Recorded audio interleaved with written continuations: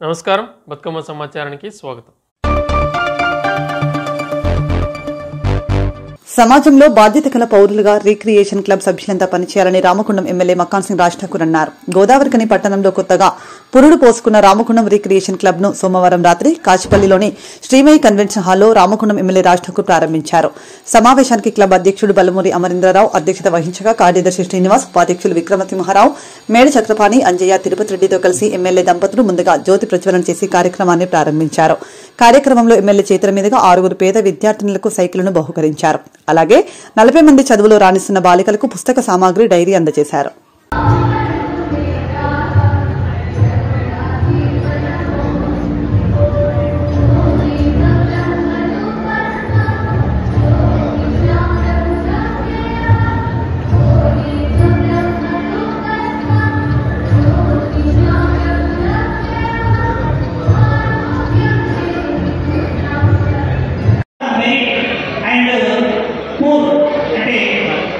వాళ్ళని ఎంకరేజ్ చేసే కార్యక్రమంలో భాగంగా వాళ్ళు ఎగ్జామినేషన్కు వెళ్ళడానికి అవసరమైనటువంటి అన్ని కార్యక్రమాలకు సైకిల్స్ తీసుకునే పిల్లవాళ్ళని చేసిన పెద్దలు 8th క్లాస్ నుంచి జీ యూనివర్సిటీ వాళ్ళ పేరెంట్స్ కూడా ఉంటే పైకి రావాలి. అలాగే వాళ్ళ టీచర్స్ జీ యూనివర్సిటీ వాళ్ళ పేరెంట్స్ JPHS నరసింహపురం నుండి కే నందుశ్రీ అండ్ పేరెంట్స్, అలాగే JPHS గర్ల్స్ హై స్కూల్ నుంచి తేజశ్రీ వాళ్ళ పేరెంట్స్ కూడా రావాలి. డి సుస్మిత, అలాగే ఎక్కువ కంపెనీలు వాళ్ళకి ఇవ్వడం జరుగుతుంది. వాళ్ళకి ఎగ్జామ్ కిట్ ఇచ్చి పంపడం జరుగుతుంది.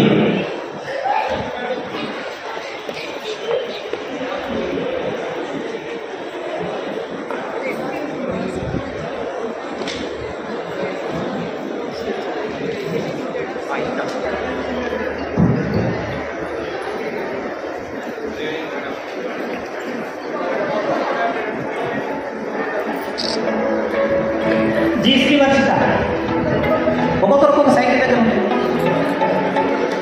జీసీ 6 మెంబర్స్ నేను ఎవరు పిలిచినాను వాళ్ళు.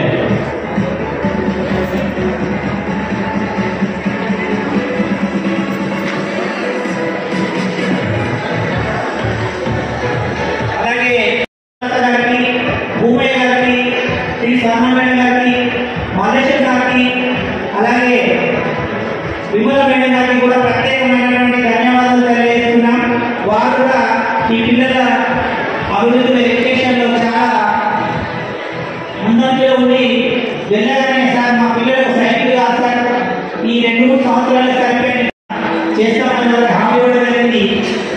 ఈ విధంగా ఈ పిల్లలు భవిష్యత్తులో రాణించాలని మన ఎమ్మెల్యే గారు మనసా వారి కమన కోరుకుంటూ వారిని ఈ విషయం చెప్పినప్పుడు వారు కూడా చాలా సంతోషపడ్డారు. ఆ భగవంతుని సదా కోరుకుంటూ పిల్లల్ని సైకిల్ సేవించవలసింది కోరుతున్నాను.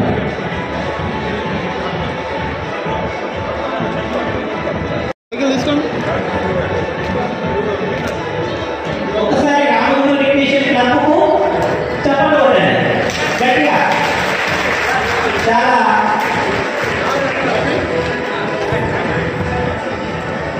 అలాగే ఎగ్జామినేషన్ కిట్స్ తీసుకునే స్టూడెంట్స్ కూడా ఉన్నవారు వరకు రావాలి. నేను అనౌన్స్ చేస్తున్నాను. మీకు ఆల్రెడీ లిస్ట్ JPHS జయర్ B Satvika R Nikhil, ready sir. JPHS Palakotti B Rakshit P Shivapavani, JPHS Palli Avula Abhinay R Maria, JPHS Andari Arshitha, JPHS Kotyala CH Keerthana T Yashwant.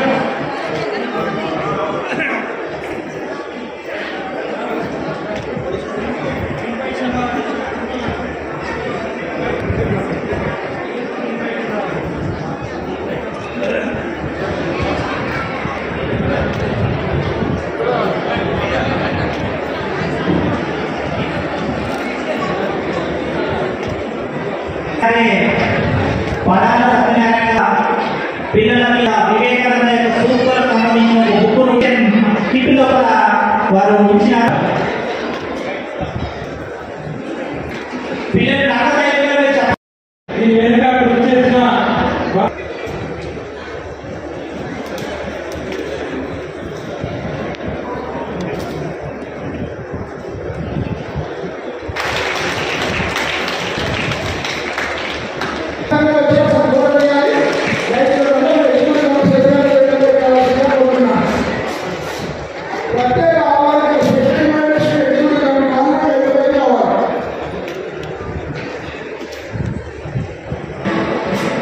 అందరూ కూర్చోమనండి, వెనక నిల్చోమనండి. అక్కడ కూర్చునే వాళ్ళు సీట్లు ఉన్న కాడికి కూర్చోమనండి, మిగతా వాళ్ళు అందరికీ ఓకే.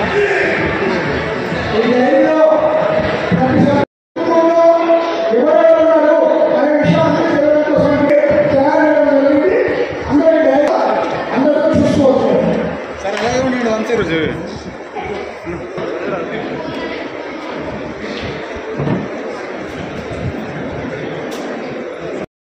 ఒక్కసారి సెల్ ఎంత తీసుకో, జరగాలి please please. Ready sir,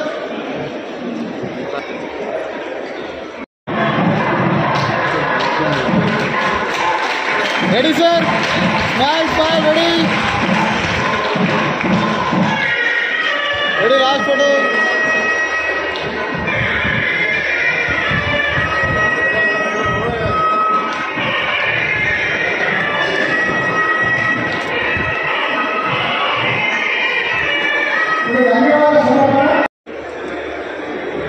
ready sir,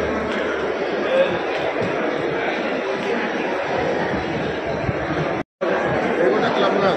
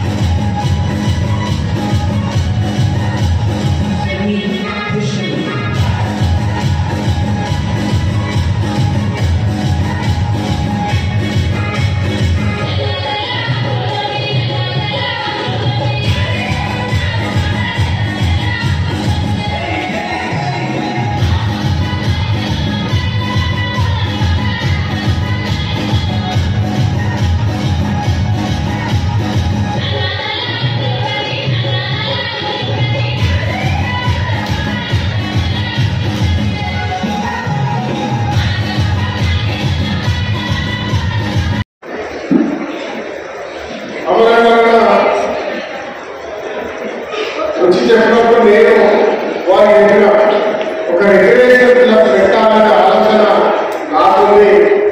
అది సింగరేణి అసలు క్లబ్ అంటే చాలా మంది ఉంటుందంటే రియాజని చెప్తాను, కార్డ్స్ ఆడడం, మగవాళ్ళపై కూర్చోవడం, మందు తాగడం అనే మాత్రమే ఉంటుంది. కానీ చాలా మందికి ఉన్నవాళ్ళు తెలిసే ఉండొచ్చు. హైదరాబాద్ లో actually recreation club started by sports recreation started world. అంటే క్లబ్ అంటే మనం నలుగురు కూర్చుంటే కూడా క్లబ్ మీన్స్ గెట్ క్లబ్ నిబంధనలు వ్యక్తం చేస్తాను. అలాగే ఒక 5 నిమిషాలు విన్నప్పుడు తర్వాత పనిచేయండి, బ్రహ్మాండంగా క్లబ్ పెట్టండి. ఇవాళ ఎంత ఫీజు పెట్టినారండి? 21,30 అలా 50,000తో మొదలు పెట్టండి, ₹1,00,000 చేయండి.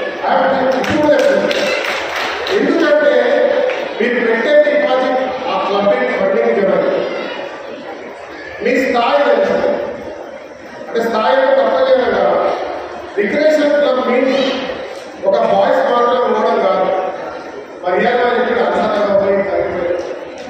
అలసటతో పాటు ఇక్కడ ఉన్నటువంటి మన రోజు పొద్దున అన్నం పెట్టి మన పిల్లల నుంచి మన భర్తలను చూసుకొని మనకంటే అవసరమైన ఆనందం చూసుకునే వాళ్ళు కూడా ఆ క్లబ్లో వాళ్ళు కూడా ఇలా Nizam club British club Secunderabad club అని చెప్పుకుంటారు. దాంట్లో వాళ్ళంటే ఆరోగ్యంగా సూట్ వేసుకోవాలి, బూట్ కూడా పాలిష్ ఉండాలి, టైం ఉంటేనే ఒక కమిటీ ఉంటుంది మెంబర్స్. ఇక్కడ అందరూ చూసుకోండి.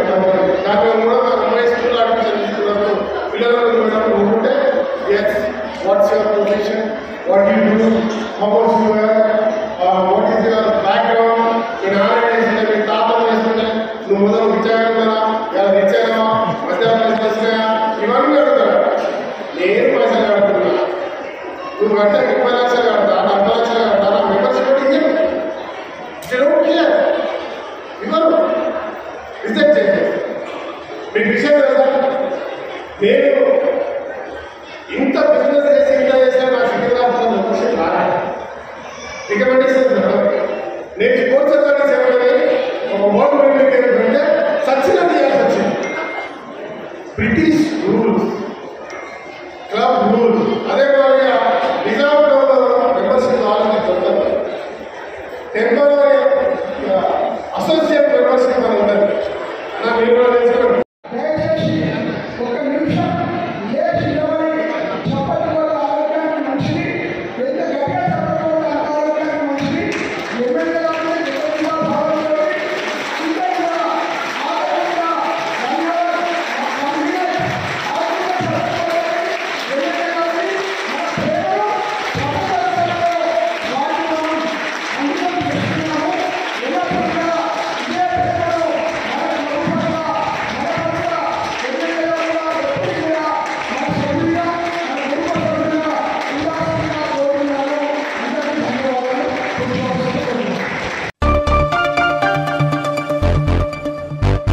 సిద్దిపేట జిల్లా దుబ్బాక నియోజకవర్గం అక్బర్పేట భూంపల్లి మండల కేంద్రంలోని కాంగ్రెస్ పార్టీ కార్యాలయంలో దుబ్బాక బ్లాక్ కాంగ్రెస్ అధ్యకులు పాతూరి వెంకటస్వామి గౌడ్, జిల్లా కార్యదర్శి ఏలూరు కమలాకర్ మాట్లాడుతూ కేంద్ర ప్రభుత్వం పార్లమెంట్లో ప్రవేశపెట్టిన బడ్జెట్లో తెలంగాణకు నిధులు కేటాయించకపోవడం దారుణమని తెలిపారు. ఇద్దరు కేంద్ర మంత్రులు ఉండి కూడా రాష్ట్రానికి నిధులను రాబట్టడంలో విఫలమయ్యారని తెలిపారు. ఏదైతే కేంద్ర ప్రభుత్వం బడ్జెట్ ప్రవేశపెట్టిందో ఆ బడ్జెట్లో తెలంగాణ రాష్ట్రానికి ఏమిచ్చిందా అయ్యా అంటే గుండు సున్నా. ఇక్కడ ఏదైతే 8 మంది ఎంపీలను బీజేపీ పార్టీకి సంబంధించిన ఎంపీలను గెలిపిస్తే ఈ రాష్ట్రానికి ఏమి ఇయ్యలేని ఘనత ఈ బీజేపీ ప్రభుత్వానికి దక్కింది. ఇక్కడ ఉన్నాడు బీజేపీ రాష్ట్ర అధ్యక్షుడు, కేంద్ర మంత్రిగా పనిచేస్తా ఉన్నాడు. అలాగే బండి సంజయ్ గారు కూడా కేంద్ర మంత్రిగా పనిచేస్తూ ఉన్నారు. ఇద్దరు కేంద్ర మంత్రులు ఉండి కూడా నయా పైసా తీసుకురానటువంటి చరిత్ర బీజేపీ పార్టీకి దక్కింది. తెలంగాణ ప్రజలు మీ మీద ఆశలు పెట్టుకొని 8 మంది బీజేపీ ఎంపీలను గెలిపిస్తే ఇవాళ తెలంగాణకు సవితి తల్లి ప్రేమ చూపించారు తప్ప ఏమి చేయలేదని చెప్పి తెలుపుతా ఉన్నాం. గతంలో కూడా 10 సంవత్సరాలు కూడా ఇదే విధంగా వివరించారు. ఎందుకు మీకు తెలంగాణ అంటే బీజేపీ పార్టీకి ఎందుకంత వివక్ష అని చెప్పేసి అడుగుతా ఉన్నాం. తెలంగాణ ప్రజలు మీ మీద చిత్తశుద్ధి లేదని చెప్పేసి తెలంగాణ ఇచ్చిన కాంగ్రెస్ పార్టీకి ఓటేసి గెలిపించరు. అంటే ఆ కక్షను మీరు తీసుకోవాలనుకుంటున్నారా అని చెప్పేసి అడుగుతా ఉన్నాం. ఏదైతే మీరైతే చేస్తూ ఉన్నారో ఆ పనిని తెలంగాణ ప్రజలు గమనిస్తూ ఉన్నారు. రానున్న రోజుల్లో మీకు బొంద పెట్టడం ఖాయమని చెప్తా ఉన్నాం. ఎందుకనంటే కేంద్ర బడ్జెట్ అనేది అన్ని రాష్ట్రాలను సమానంగా చూసుకోవాల్సిన అవసరం ఉన్నది. ఇక్కడి నుంచి ఏదైతే పన్ను రూపంలో వసూలు చేస్తున్నారో అది తెలంగాణ ప్రాంతం నుంచి అత్యధిక మొత్తంలో వసూలైతే కూడా మనకు రూపాయికి 40 పైసలు ఇస్తున్న చరిత్ర మీ బీజేపీ ప్రభుత్వాన్ని కాదా అని అడుగుతా ఉన్నాం. ఇకనైనా ఆలోచించండి బీజేపీ ఎంపీలారా, మీరు రాష్ట్రం నుంచి గెలిపిస్తే ఈ రాష్ట్రానికి ఏం తెచ్చారనేది మాకు కాకుండా ప్రజలకు సమాధానం చెప్పాలి. మీరు సమాధానాలు చెప్పకుండా ఇలాగే వివరిస్తామంటే ప్రజలు మీకు సమాధానం చెప్పడానికి సిద్ధంగా ఉన్నారని చెప్పేసి తెలియజేస్తా ఉన్నాం. భారతీయ జనతా పార్టీ తెలంగాణ రాష్ట్రంపై తన చిత్తశుద్ధి ఎందు నిన్న బడ్జెట్ల తేటతెల్లమైంది. ఎన్నికల దృష్టిలో పెట్టుకొని బడ్జెట్ ప్రవేశాలు పెట్టారు. ఎక్కడైతే ఎన్నికలు ఉన్నాయో బీహార్, ఢిల్లీ అక్కడిని మొగ్గు చూపి తెలంగాణ ప్రాంతానికి ఎటు చూపింది భారతీయ జనతా పార్టీ. ఈ ప్రాంతం నుంచి 8 మంది ఎంపీలను గెలిపించిన ఈ ప్రాంత ప్రజలకు, ఈ ప్రాంత ప్రజల ఆకాంక్షల కోసము, విభజన హామీల కోసము ఈ 8 మంది ఎంపీలు పనిచేస్తలేరు. కేవలం వారు బీహార్ యాత్రకు, ఢిల్లీ టూర్లకు, వాళ్ళు ఈ బెంచ్ల మీద చెక్కబదల కోసం చేస్తున్నట్టు వాళ్ళ పరిపాలన ఈ ప్రాంతం కోసం పనిచేస్తుందని అనిపిస్తుంది. 2 కేంద్ర మంత్రులు ఉన్నారు. ఒక కేంద్ర మంత్రి మొన్న మాట్లాడతాడు, భారతదేశంలో రాష్ట్రాలు ఉన్నాయి, రాష్ట్రాల్లో వివిధ ప్రాంతాలు వివిధ ప్రాంతీయ పార్టీలు పాటిస్తున్నాయి. ఆ ప్రాంతీయ పార్టీలో అక్కడ సంక్షేమ పథకాలు వాళ్ళ అనుకూలంగా పెడతారు. అది తెలియనట్టుగా ఈయన ఏం చెప్తాడు, ఇక్కడ తెలంగాణ రాష్ట్రంలో ఇందిరమ్మ ఇల్లు, ఇందిరమ్మ పేరు పెట్టదట. నువ్వు ఎంత ఇస్తున్నావా? ఏ రాష్ట్రం పోతే ఆ రాష్ట్రం దేశం పేరే పెడుతురా? గత చరిత్ర మర్చుకొని మాట్లాడలే. ఒక్కసారి మీ ప్రాంతం కోసం పనిచేస్తాను అనిపించలేదు. కేవలం మీ వ్యక్తిగతంగా మీరు మీ యొక్క మనగడ కోసం మాట్లాడుతున్నట్టు అనిపిస్తుంది.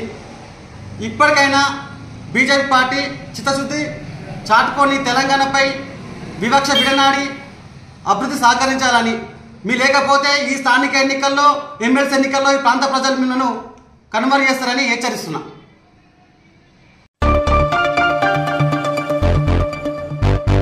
వైద్యం కోసం ప్రభుత్వ ఆసుపత్రిలోకి వచ్చే రోగులకు మెరుగైన సేవలు అందించాలని జిల్లా కలెక్టర్ కోయ శ్రీహర్ష అన్నారు. సోమవారం జిల్లా కలెక్టర్ పెద్దపల్లి జిల్లా ఆసుపత్రిని, రంగంపల్లిలోని మైనారిటీ పాఠశాలను ఆకస్మికంగా తనిఖీ చేశారు. ఆసుపత్రిలోని ఆయుష్మాన్ భారత్ ఓపీ రిజిస్ట్రేషన్, నూతనంగా నిర్మించే ఆసుపత్రి భవనాన్ని, కూల్చివేతకు సిద్దంగా ఉన్న 3 వార్డులను, డయాలసిస్ జరుగుతున్న మిషనరీలను, స్కానింగ్ ఓపీ రూమ్లను కలెక్టర్ పరిశీలించారు.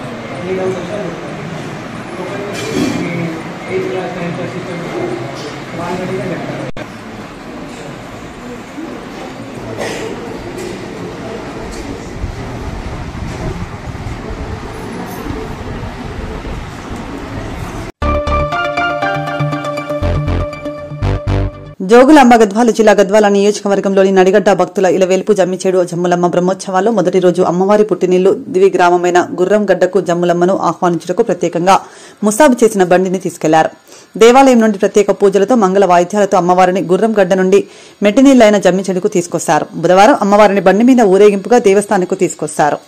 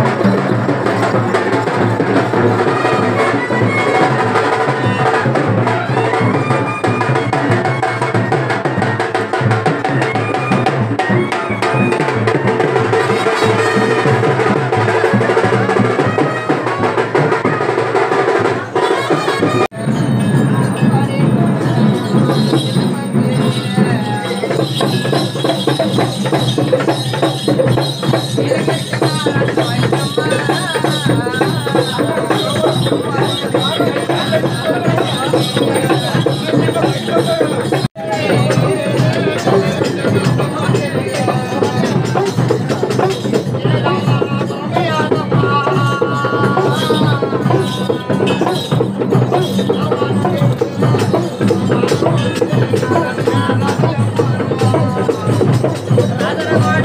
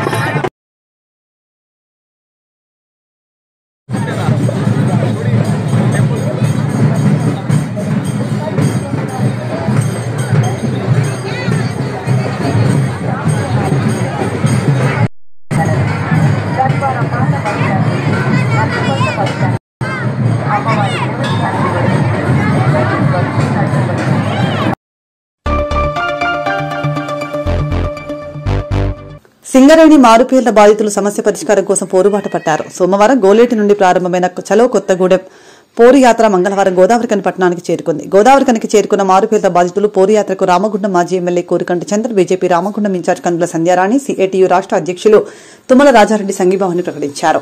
ఈ మేరకు రామగుండం కార్పొరేషన్ కార్యాలయం సమీపంలోని అంబేద్కర్ విగ్రహానికి వినతి పత్రం సమర్పించారు. మాజీ ఎమ్మెల్యే, బీజేపీ, సిఐటియు నాయకులు, డిపెండెంట్లు మాట్లాడుతూ సింగరేణి వ్యాప్తంగా గత 15 నెలల నుంచి 2000 మంది మారుపేర్ల బాధితులు ఉపాధి లేక తీవ్ర ఇబ్బందులు పడుతున్నారని అన్నారు.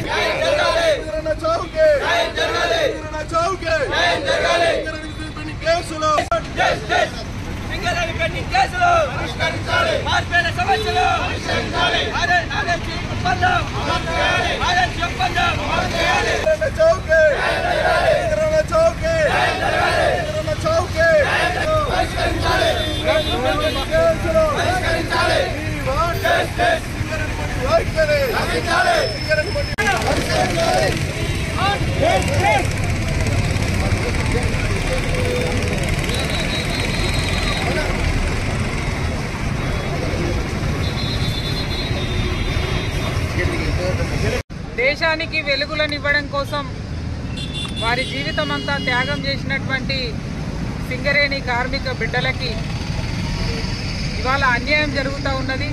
గతంలో గెలిచినటువంటి రాజకీయ పార్టీలు కావచ్చు, అధికారంలో ఉన్నటువంటి బీఆర్ఎస్ పార్టీ కావచ్చు, అధికారంలో ఉన్నటువంటి యూనియన్ కావచ్చు, కార్మికుల యొక్క పిల్లలను రాజకీయంగా వారి యొక్క అవసరాల కోసం వాడుకున్నారు తప్ప ఎలాంటి హామీని కూడా నెరవేర్చలేదు.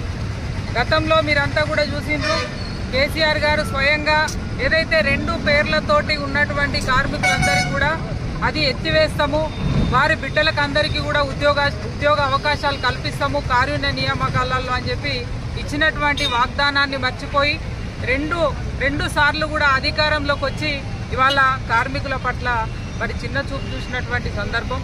అదేవిధంగా ఇప్పుడున్నటువంటి ఏదైతే అధికారంలో ఉన్నటువంటి కాంగ్రెస్ పార్టీ ప్రభుత్వం కూడా అదే పద్ధతిని కొనసాగిస్తూ ఉన్నది. కాబట్టి ఇవాళ మేము డిమాండ్ చేస్తూ ఉన్నాము, వెంటనే ఇవాళ అప్పుడేమో ఓట్ల కోసం వచ్చేటప్పుడేమో ఇద్దరు ఒక్కరే కదా, 2 పేర్లతో ఉన్నా కూడా వాళ్ళే కదా అని చెప్పి మాట్లాడి ఇవాళ ఏదైతే కార్మికుల పట్ల నిర్లక్ష్యం వహిస్తూ ఉన్నారో ఇప్పుడున్నటువంటి ప్రభుత్వాన్ని ఇవాళ గుర్తింపు సంఘంగా ఉన్నటువంటి యూనియన్ని మేము డిమాండ్ చేస్తూ ఉన్నాము.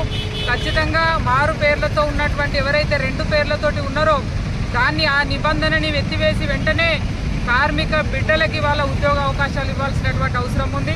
అట్లనే విజిలెన్స్ పేరు మీద ఏదైతే పెండింగ్లో పెట్టిండ్రో ఆ కేసులను ఎత్తివేసి వెంటనే వాళ్ళని ఉద్యోగాలలో రిక్రూట్మెంట్ చేసుకోవాలని, లేకపోతే భారతీయ జనతా పార్టీ నుండి వారికి అండగా ఉండి పోరాటం చేస్తామని సందర్భంగా హెచ్చరిస్తూ ఉన్నాం.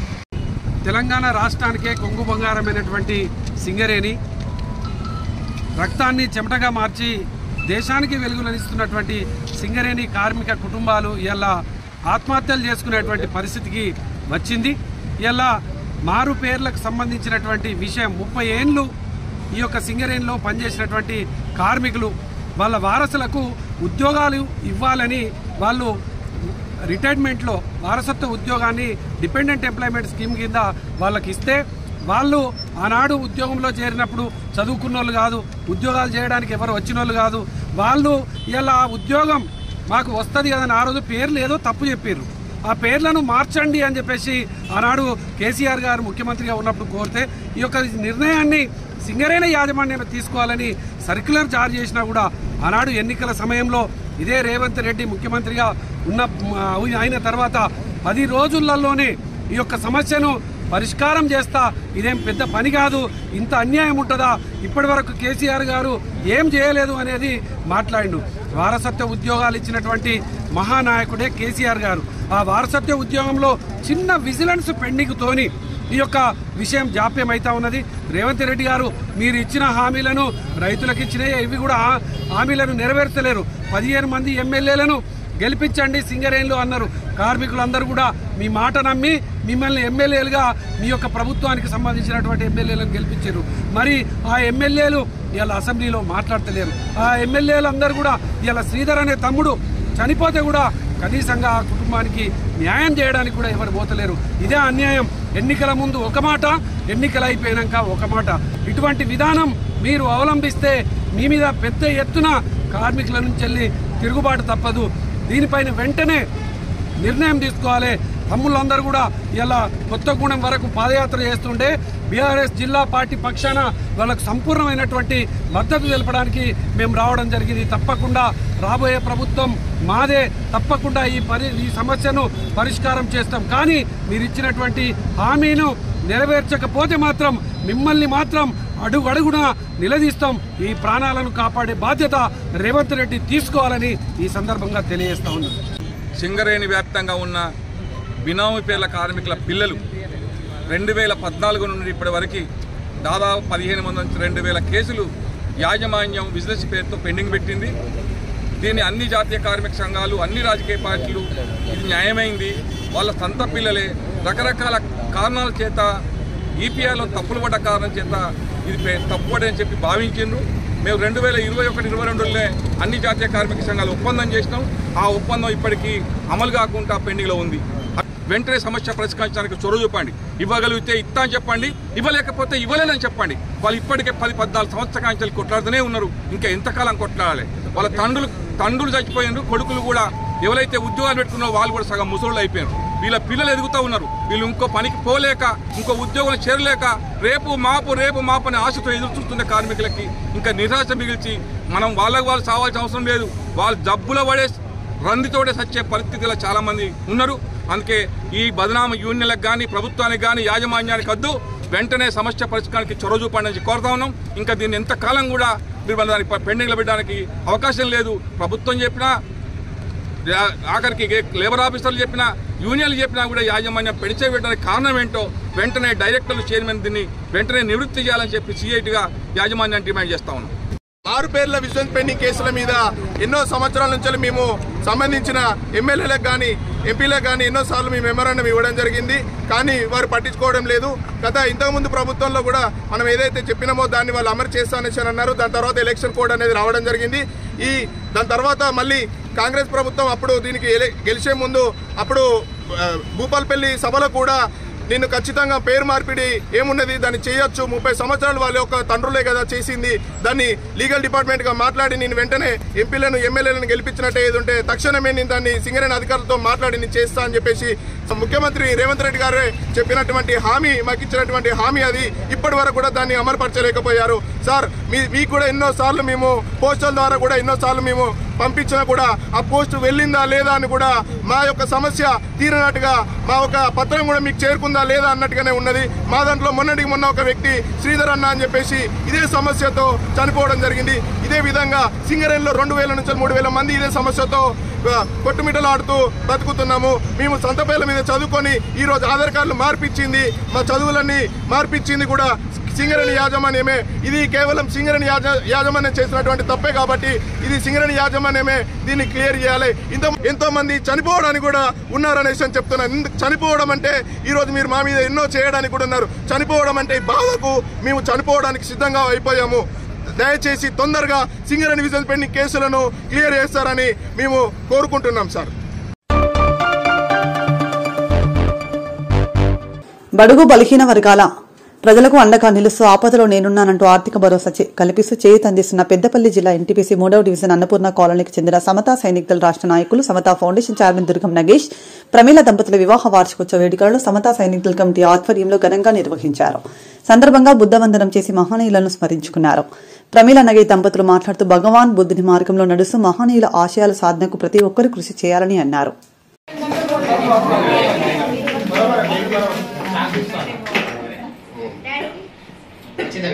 ముందు అమ్మ రాండి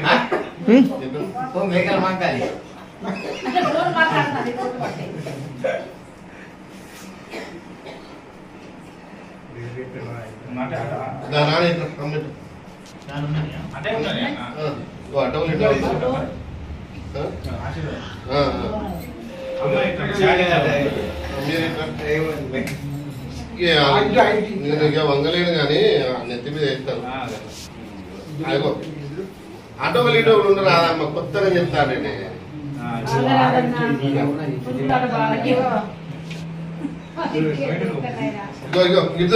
చూడు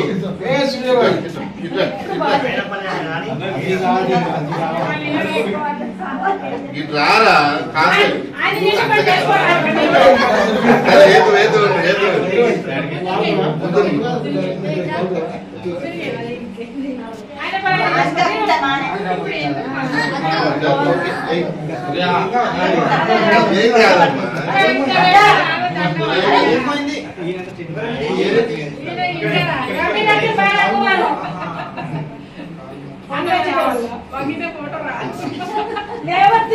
నైట్ 11 గంటల వరకు అయితే ఓకే అన్న. 2 కార్లు లేవా? నిండు మనసుతో ఆశీర్వదించాలి.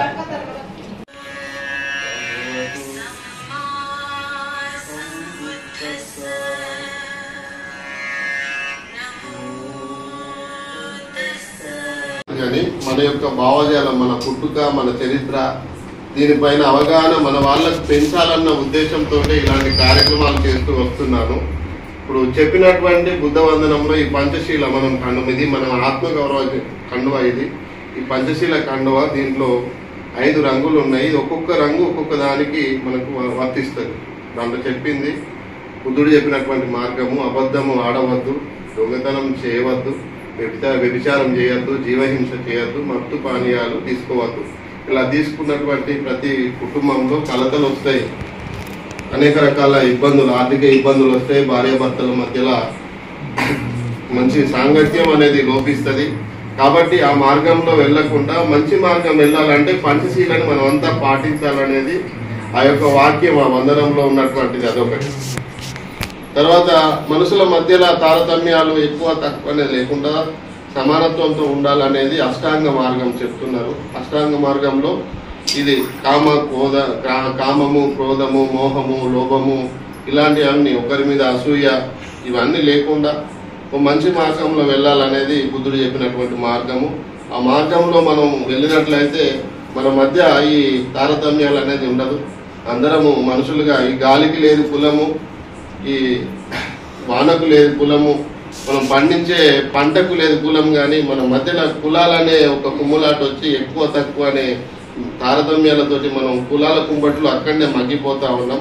అది కాదు, మనమంతా శాస్త్రీయబద్ధంగా, హేతుబద్ధంగా ఆలోచించి మంచి మార్గంలో ఒక మనుషులుగా మానవత్వంతో ముందుకు వెళ్ళాలన్నదే మా యొక్క అభిలాష, ఆకాంక్ష. కాబట్టి ఇలాంటి కార్యక్రమాలను మేము నిర్వహిస్తూ ఉన్నాం.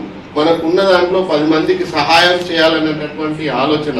అదే బాబాసాహెబ్ అంబేద్కర్ గారు చెప్పినటువంటి మార్గం. ఆ బాబాసాహెబ్ అంబేద్కర్ గారు ఏదైతే మార్గాన్ని అనుసరించిండో, బుద్ధుడి మార్గంలో ఆయన ముందుకు వెళ్ళిండు. ఆ బుద్ధుడి మార్గం ద్వారాగానే రాజ్యాంగం, ఇప్పుడు రాజ్యాంగంలో బుద్ధుడు చెప్పినటువంటి అన్ని సూత్రాలు అవే ఉన్నాయి మన రాజ్యాంగంలో. అవి ఇంతవరకు మనం రాజ్యాంగాన్ని ఉపయోగించుకున్నాం, హక్కులను రిజర్వేషన్లు పొందినాం, కానీ మన ఇళ్లలో అంబేద్కర్ ఫోటో కానీ భారత రాజ్యాంగం కానీ ఎవరి ఇళ్లలో లేదు. మనం అందరం ఇక్కడ ఉన్నటువంటి వాళ్ళందరం కూడా దళితులమే. ఒకప్పుడు మన పరిస్థితులు ఎలా ఉండేది, మన తాత ముత్తాతలు ఎలా ఉండే పరిస్థితి అనేది కూడా గమనించుకుంటే అప్పుడు ఉన్నటువంటి పరిస్థితులు వేరు. భారత రాజ్యాంగం వచ్చిన తర్వాత మన పరిస్థితులు ఇప్పుడు వేరు. ఈ మాత్రం ఇంత అవకాశాలు దక్కినాయంటే బాబాసాహెబ్ అంబేద్కరే మనకు దేవుడుగా. మనం ఆ దేవునికి మనం ఎంత మొక్కినా, ఎన్ని పూజలు చేసినా, ఏం చేసినా మనం ఆయన రుణం తీర్చుకోలేము. ఎందుకంటే ఆ మహనీయుడు మరి సతీమణి ఎన్నో కష్టాలు పడి వాళ్ళ పిల్లల్ని, 9 పిల్లల్ని కూడా మన కోసమే, ఆ పిల్లల్ని కోల్పోయినప్పుడు వాళ్ళ భార్య రక్తహీనతతోటి పిల్లలకు అన్నం పెట్టలేక ఇబ్బందులు పడి వాళ్ళ యొక్క పిల్లల్ని కూడా చంపుకొని కూడా మన కోసం బాబాసాహెబ్ అంబేద్కర్ని చదివించింది.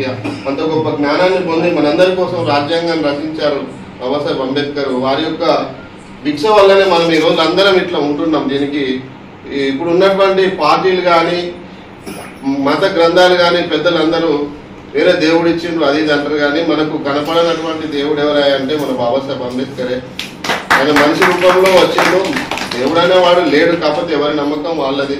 కాకపోతే బాబాసాహెబ్ దయ వల్లనే మనం ఈ మాదిరిగా ఉన్నామంటే కారణం. కాబట్టి బాబాసాహెబ్ అంబేద్కర్ గారిని మనం మర్చిపోవద్దు. వారి యొక్క త్యాగాలను, బాబాసాహెబ్ అంబేద్కర్ కంటే ముందు పూలే దంపతులు ఇచ్చినటువంటి వారి త్యాగాలను, వారి పూర్తిని, అంతకుముందు బుద్ధుడు ఇచ్చినటువంటి మార్గాన్ని మనం ముందుకు వెళ్ళాలని చెప్పేసి మీ అందరికీ తెలియజేస్తూ, మమ్మల్ని దీవించడానికి వచ్చినటువంటి మీ అందరికీ ప్రతి ఒక్కరికి పేరు పేరున ధన్యవాదాలు తెలియజేస్తూ, మా పెళ్లి రోజు సందర్భంగా మా సతీమణికి చిన్న గిఫ్ట్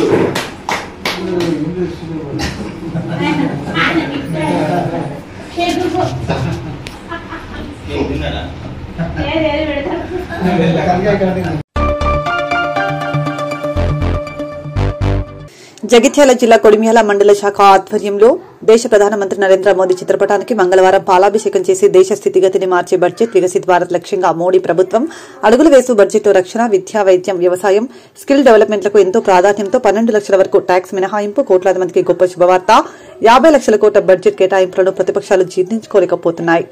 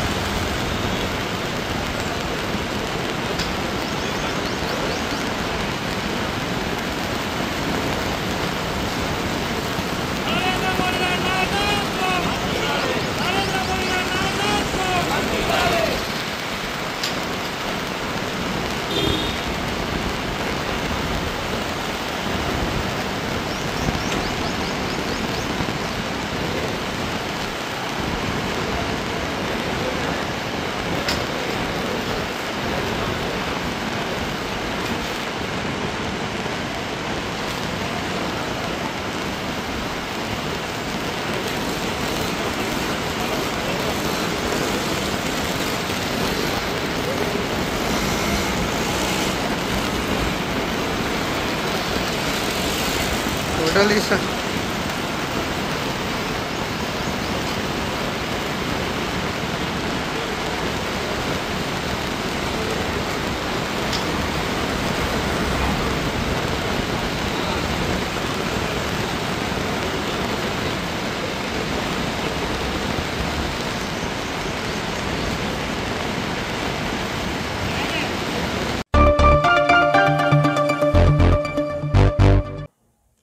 ఇంతటితో వార్తలు సమాప్తం. నమస్కారం.